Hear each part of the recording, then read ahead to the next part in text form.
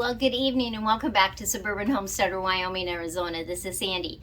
And one of the fun things about YouTube and having a channel is that you can do collaborations with people. So the collaboration today is with Wicked Awesome Gardening and Mennonite Farmhouse. If you haven't checked out their channels, I'll have links below, links up here, so that you can check them out. And they are just two great gals, I tell you. Lots of information, wealth of knowledge, and I think you'll like them. Well, they did a collaboration. They started, I think, about 10 days ago. And Leanne from Mennonite Farmhouse on my live the other night said, you should do this collaboration. Well, I'm always up for a collaboration.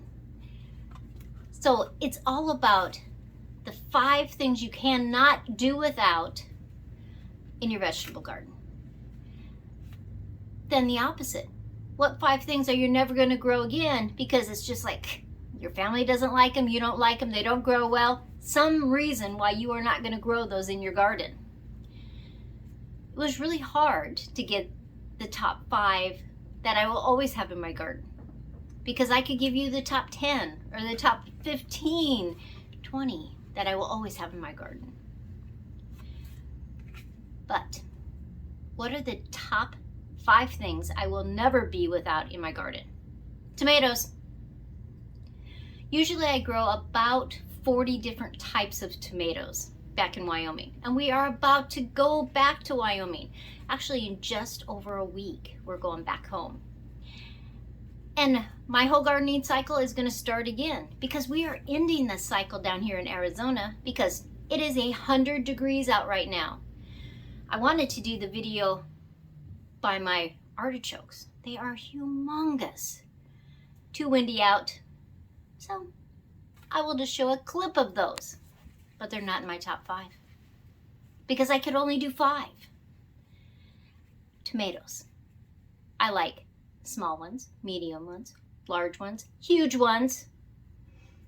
I like ones that are micro, patio, indeterminate, determinate. I just love tomatoes. That's all there is to it. I love tomatoes. There is nothing that can capture the essence of a vegetable garden like a tomato can. So for me, number 1 is a tomato. Number 2, pumpkin or squash. I can't do without it. I love them. Now, all pumpkins are squash, but not all squash are pumpkins. Think about that. But I love growing them. I love the huge leaves. I love the big pumpkins. I actually even like growing little tiny pumpkins. I love pumpkin bread, pumpkin pie, pumpkin soup. And you can make all that with different squashes too. You can't go wrong. You can roast the pumpkin seeds, the squash seeds. You can save them for the next year. They'll cross-pollinate and you will get the weirdest pumpkin squash combinations ever. I love them. It doesn't really matter how they cross-pollinate to me because I am going to grow them anyway. Number 3, and I put this in the same category, garlic onions. Onions, garlic. Because all that is in the same family. Are onions, garlic, leeks, shallots. I can't do without them. I have to have them for cooking. I need them on sandwiches. I need them in soups. I need them in casseroles. I need them when I roast meat. I just need them. That's all there is to it. I have to have them. So that's number 3. Next group, brassicas. Now brassicas are things that are cool weather crops that could be like cabbage, cauliflower, broccoli. I love them. When we get to our worst ones, we're going to have part of that brassica family too, because I'm not going to grow them again. And I'll tell you the reasons why. But those 3, I am always going to grow. Those brassicas. Those are number 4. Number 5, carrots. It doesn't matter if they're little, short and squatty, long, huge, 3 feet long. I love carrots. I love the tops. I love if I leave some of them in the garden, the next year they make these beautiful flowers. I love carrots. I love every color of carrots, from light pale, almost white carrots, all the way to dark purple. I love carrots. I can't live without them. I can't. They are part of the fundamental trinity of cooking, and that is onions, carrots, and celery. I would have put celery in my top 5, but I already have too many, so I can't. Now, the dreaded will never grow again. What vegetables am I not going to grow in my garden, and why? First thing, kale. Now they're in the Brassica family, and I love brassicas. But too many times, especially in Wyoming, the kale can be bitter. I don't know if it's the conditions, the temperatures, the soil. Every once in a while, I'll get a wonderful crop of kale. But for the most part, I just don't like it. I'll add a little bit to soups or a little bit to a salad, but it's not worth the space. So I'm never going to grow kale again in Wyoming. Number 2, Brussels sprouts. Now, I like Brussels sprouts, but our season is never long enough in Wyoming for Brussels sprouts. They start getting, quarter size, and we have so much cold. And now I go to Arizona. I'm never growing Brussels sprouts again. I'll just buy them at the farmer's market. But they are good. They taste like little cabbages. Somewhat like little cabbages. And I like them, but I'm not going to grow them again. That's number 2. Number 3, eggplants.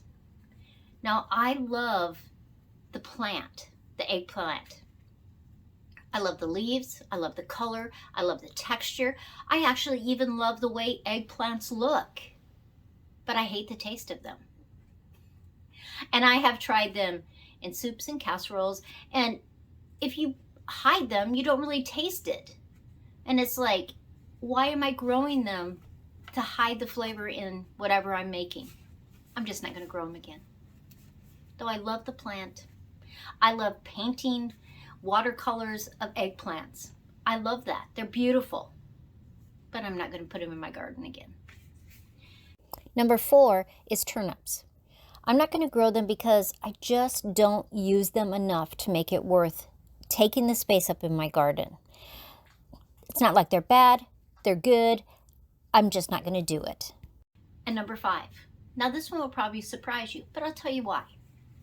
I'm never going to grow sweet potatoes in Wyoming again. I love sweet potatoes. I do. I love them with a little bit of butter and cinnamon. I love to make sweet potato pies with them. I like just roasting sweet potatoes. But I don't have a long enough season in Wyoming. They can get about this long, but they'll only be about this wide. It's not worth the space for me. So my number 5, never going to grow in the garden again, is sweet potatoes. I'm just going to buy them at the farmer's markets or in the organic section in the grocery store. That's just the way life is. Sometimes you have to choose. And in this collaboration, that's what all of us are doing. We're choosing what vegetables we like and which vegetables we're not going to grow, or we hate them. Sometimes you just hate a vegetable. Don't grow it.